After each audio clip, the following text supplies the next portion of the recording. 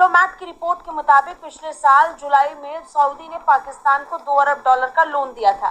2020 तक पाकिस्तान को कर्ज देने वाले देशों में सऊदी पहले नंबर पर आ गया। इस मुतालिक अमरीकी रवैये में खुशगवार तब्दीली आई है, ताउन की यकीन दहानी कराई गई है। IMF और वर्ल्ड बैंक से अच्छी खबरें मिलेंगी। वजीर खजाना की पाकिस्तानी सफीर सरदार मसूद खान के हमरा प्रेस कॉन्फ्रेंस। माली के सऊदी मदद क्यों कर रहा है? तो दरअसल इसका सबसे बड़ा कारण है ईरान।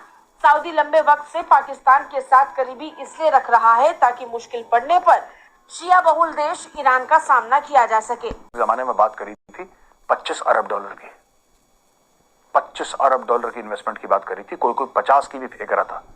वो 25 अरब हुई 10 अरब, 10 अरब के बाद अब वो 5 अरब। तरक्की करना तो बहुत दूसरी बात है, बहुत बड़ी बात होती है। एक सोसाइटी को सरवाइव करने के लिए सबसे पहले किस चीज की जरूरत होती है? लॉ एंड ऑर्डर की। हुआ कुछ नहीं है, कोई डील साइन नहीं हुई इस बार भी। There is no deal signed. MoU sign, MoU तो इतने भाई साहब, अगर सिर्फ पाकिस्तान ने दूसरे देशों से जो इन्वेस्टमेंट के एमओयू साइन कर रहे हैं ना, अगर आप सिर्फ एमओयू का टोटल लगा लें तो चाइना की इकोनॉमी से बड़ी। आप IMF से कर्जा लेने आए, मुझे ये बता दें कितना प्रोग्राम है आपका? 26वां प्रोग्राम है ये। आप पहले 25 प्रोग्राम आपने IMF के किए, उस वक्त भी तो रिफॉर्म। अब तो आप रिफॉर्म बल्कि करने की पोजीशन में नहीं है, क्योंकि सऊदी अरेबिया भी इसमें शामिल होता है, उसको भी बैठना चाहिए। पूरी दुनिया के बड़े कंट्रीज जो हैं उनको बैठकर इस मसले को सॉर्ट आउट करना चाहिए। यूनाइटेड नेशंस को बैठना चाहिए। यार वो तो आप कभी भी कर सकते हैं, उसमें आप लोग एक्सपर्ट हैं और आप पुष्ट दर पुष्ट मांगते चले आए तो उसमें आपकी एक्सपर्टीज है। PhD रिटर्न होती है इन्वेस्टमेंट की। कोई $100 लगा रहा है, वो $200 कमाना चाहता है। हेलो फ्रेंड्स, एक नए वीडियो के साथ आपका बहुत बहुत स्वागत है। तो दोस्तों, सऊदी अरेबिया के फॉरेन मिनिस्टर और उनकी टीम 2 दिन के पाकिस्तान के दौरे पे आई हुई थी, जैसे कि आपको पता ही होगा।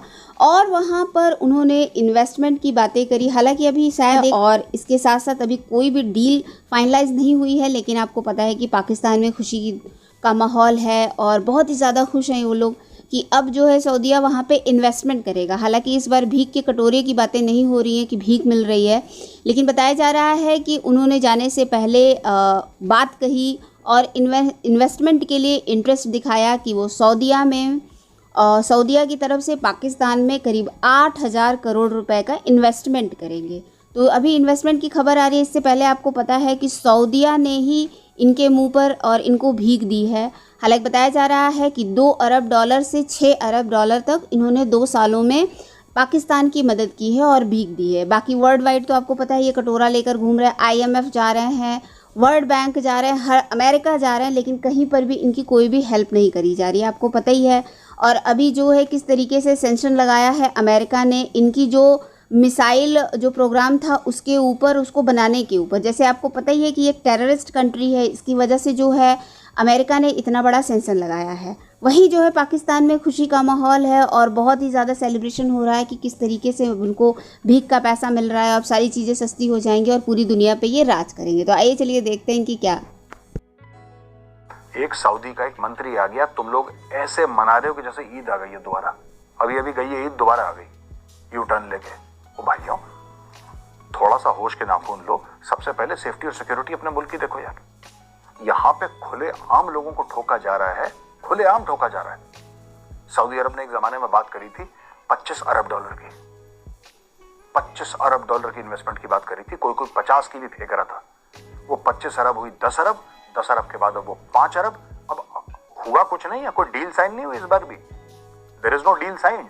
एमओयू साइन, एमओयू तो इतने भाई साहब, अगर सिर्फ पाकिस्तान ने दूसरे देशों से जो इन्वेस्टमेंट के एमओयू साइन कर रहे हैं ना, अगर आप सिर्फ एमओयू का टोटल लगा लें तो चाइना की इकोनॉमी से बड़ी है वो एमओयू। लेकिन है वो सिर्फ कागज में, और उन कागजों की कोई वैल्यू नहीं है। लोग वादे करते हैं पाकिस्तान में, वादे पूरे नहीं करते। पाकिस्तानियों को एक बात समझनी पड़ेगी यार। मैं क्यों पहले अटैक की बात कर रहा हूं, फिर मैं जाके सब बातें कर रहा हूं। पाकिस्तानियों, मैं चाहता हूं आप लोग एक बातें समझो।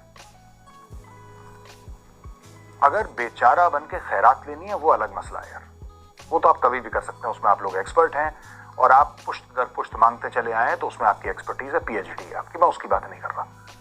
इन्वेस्टमेंट के लिए माहौल होता है, इन्वेस्टमेंट के लिए पॉलिसीज होती हैं, इन्वेस्टमेंट के लिए रिटर्न होती है इन्वेस्टमेंट की। कोई $100 लगा रहा है, वो $200 कमाना चाहता है। आप लोग क्या कहते हैं सऊदी अरब से कि आप हमारे मुसलमान भाई हैं? यार इस्लाम के नाम पे होती है इन्वेस्टमेंट। मैं देख रहा था किस तरीके से आपके एंकर जो है बंदरों की तरह नाच रहे थे। आप दे वर डांसिंग लाइक मंकीज। उनको बड़ा मजा आ गया। अरे अब तो सऊदी आ गया, हमारे भाई हैं, हमारे भाई। यार आप लोग क्या इन्वेस्टमेंट मांग रहे हो, भीख मांग रहे हो? और करके भी नहीं गया हो इन्वेस्टमेंट। आप बता दीजिए, एक बात चलते हो यार, होटल बना देते हैं, ये इन्वेस्टमेंट होती है? 2 कौड़ी का होटल। ओ भाई 23, 24, 25 करोड़ का मुल्क है, छोटा मुल्क नहीं है पाकिस्तान आबादी के लिहाज से। खुशियां मना दीजिए, एक होटल बना दी। यार दिस इज इन्वेस्टमेंट। इन्वेस्टमेंट वो होती है जिससे आम आदमी की जिंदगी बदले, जिससे लोगों की नौकरियां लगे, जिससे व्यापार बढ़े। व्यापार यानी कि बिजनेस। 59 out of 140 countries. तो यहाँ पे इकोनॉमिक रिफॉर्म की जरूरत है या जुडिशल रिफॉर्म की जरूरत है? इकोनॉमिक रिफॉर्म की बात अभी हम कर लेते हैं, चलिए आप कहते हैं तो ये भी बात कर लेते हैं। आप IMF से कर्जा लेने आए, मुझे ये बता दें कितना प्रोग्राम है आपका? 26वां प्रोग्राम है ये। पहले 25 प्रोग्राम आपने IMF के किए, उस वक्त भी तो रिफॉर्म। अब तो आप रिफॉर्म बल्कि करने की पोजीशन में नहीं है, क्योंकि आपका बजट तो IMF बनाएगा। क्या IMF आपको इजाजत देगा रिफॉर्म करने की? आपकी रिफॉर्म्स तो IMF करेगा ना भाई। आप कौन होते रिफॉर्म करने वाले जब बजट वो बनाएंगे तो? और दूसरा उसमें मैं ये कहने वाला हूं आपको, किसी के मुंह से 2 लफ्ज आपने सुने हैं कि अपने बच्चों को आगे पढ़ा के आगे किस तरह लेकर जाना है? इनको इंग्लिश और मैथ कौन पढ़ाएगा? आप जिहाद के टोन से बाहर निकलने की सलाहियत रखते हैं मैं आज, बल्कि मैंने अगले दिन किसी जगह कहा है, मैं बार बार हिस्ट्री को कुरेदता रहता हूं, उसके बारे में जो डिफरेंट ओपिनियन लोगों की होती है वो देखने की कोशिश करता रहता हूं। मेरे अगले दिन मैंने ऐसे पढ़ा है अपना कार्ल मार्क्स के हवाले से। उन्होंने कहा है कि मजहब जो है, रिलीजन, ये is opium for society, is opium for the country, is opium for the poor people. अब गरीब लोगों को आप नशे पे लगा दे, मजहब के नशे में डाल के, और इसी चीज को, मजहब को, जो ऊपर वाले लोग हैं, जो रूलिंग क्लास है, वो एज ए टूल इस्तेमाल करती है। देख लें जरा पाकिस्तान में हालात। हर पार्टी जो है वो इसको, मजहब को इस्तेमाल कर रही है। हर पार्टी मजहब को इस्तेमाल कर रही है। जिहाद जिहाद जिहाद जिहाद, पता नहीं क्या बात।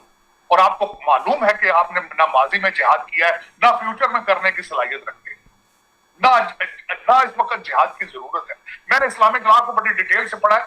एक सर्टन सर्कमस्टांसेस में जिहाद वाजिब होता है, जो कि मेरा ख्याल है मॉडर्न पीरियड के अंदर पॉसिबल ही नहीं है। मैं अमेरिका में बैठा हूं, ये क्रिश्चियन कंट्री है, मुझे मुकम्मल आजादी है अपने मजहब की, मेरे ऊपर किसी किस्म की कोई बात। मेरी मजहबी आजादी यहाँ पे पाकिस्तान से, सऊदी अरेबिया से ज्यादा मजहबी आजादी मैं, ना सिर्फ मैं बल्कि दूसरे लोग भी एंजॉय करते हैं। तो ये जिहाद, ये ड्रामा, टोपी ड्रामा सारा दिन करते हैं। लेकिन इकोनॉमिक रिफॉर्म अगर 3 साल आपको चाहिए तो मेरे ख्याल में ये आइडिया अडॉप्ट कर दें, और इकोनॉमिक रिफॉर्म करने से पहले IMF से इजाजत लें कि वो आपको अलाउ भी करेंगे या नहीं करेंगे। और दूसरा, जिस तरह मैंने आपको कहा था, मैं अभी तक मेरे कान आंखें तरस रही हैं कि कोई मुझे ये बताए कि बच्चों को हमने इंग्लिश और मैथ की तरबियत किस तरह दी, हमने अगली सेंचुरी में आर्टिफिशियल इंटेलिजेंस को किस तरह लेके आगे बढ़ना है। आज की गिवन डेट तक तो ट्विटर आपका बंद है, और आज आपके मतलूबा अदारे कई जो है वो गए वहां पे, उन्होंने कहा ट्विटर हमने खुद बंद कर रखा है क्योंकि हमारा ट्विटर के ऊपर कंट्रोल नहीं।